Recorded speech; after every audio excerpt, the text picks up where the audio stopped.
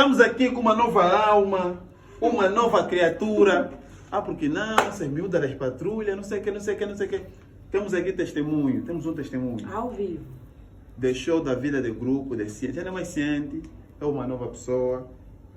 Também já não tem mais namorado, nem quer ter namorado, né? Eu vou deixar ela falar, não vou estar aqui. Já falaste? Já falei, né?